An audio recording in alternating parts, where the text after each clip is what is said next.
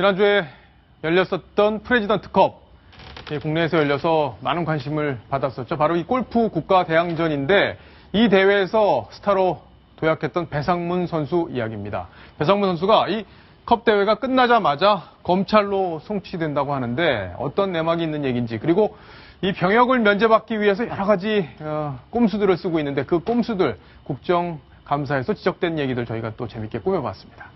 일단 황스택 기자. 네. 자, 배상문 선수 지금 병역 논란 때문에 마음고생이 그동안 많았는데 네. 어떤 일이 그동안 있었는지 짧게 요약을 해주시죠.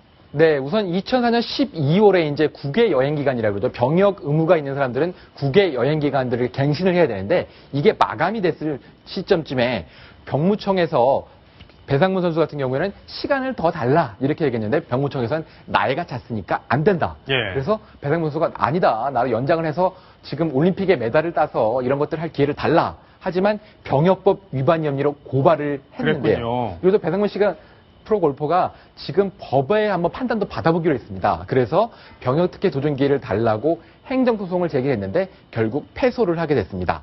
그래서 프레지던트컵 같은 경우에도 그 아놀드 파머가 특별히 배상문 선수를 따로 선발을 했죠. 원래 명단에 없었는데. 그래서 귀국을 해서는 프레지던트컵이 끝나고는 입대하겠다.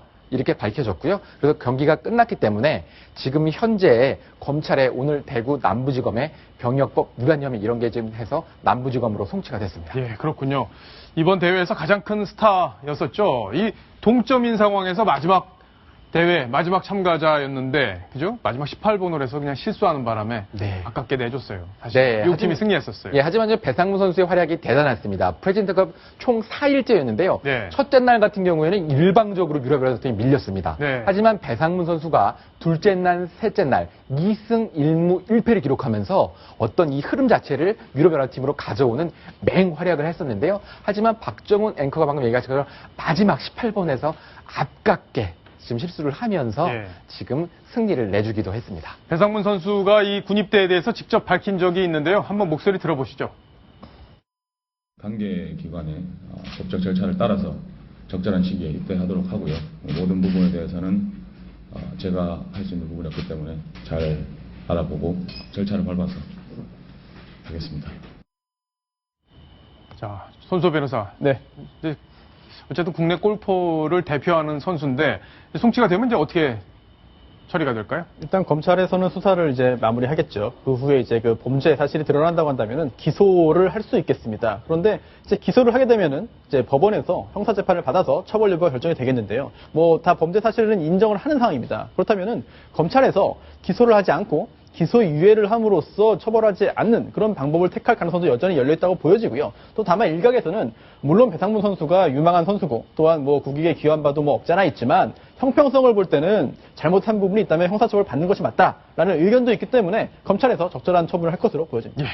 여론도 아마 중요할 텐데 황스택 기자, 여기 보면 여러 가지 지금 물건들이 나와 있어요. 이건 보니까 찰흙인데 이 군 면제 이런 것들이 지금 다 동원이 되고 있다는 거잖아요. 이게 뭐예요? 자, 이게 지금 방법이 두 가지인데요. 예, 기본적으로 이거는 지금 벌써 악용할 생각을 하면 안 됩니다. 우선 말씀드리는 게. 이게 다 걸리는 방법이에요. 경무청에서 이미 이 수법들을 다 알아내서 다 이렇게 해봤자 지금 오히려 영창에만 가게 되니까 절대 하면 안 되고요. 소개해드린 게 뭐냐면 지금 수법 자체가 이런 이 멀미약을 눈에다가 막 바르는 겁니다. 멀미약을요? 네, 눈에다 막 발라서 그러면 동공이 손상이 되거든요. 아이고. 그렇기 때문에 군 생활을 할 수 없을 정도로 눈의 시력이라든지 동공이 손상됐다.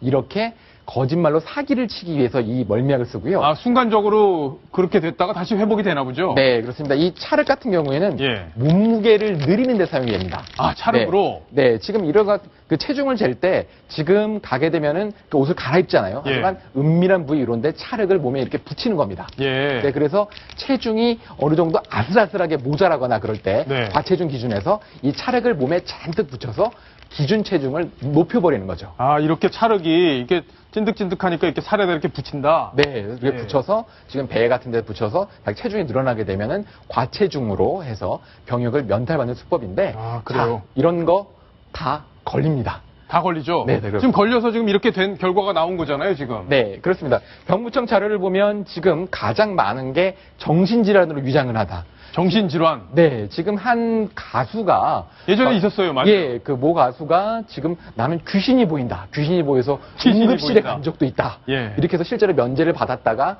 지인들의 어떤 고발을 통해서 결국에는 영창에 갔고요. 예. 그다음에 고위 문신.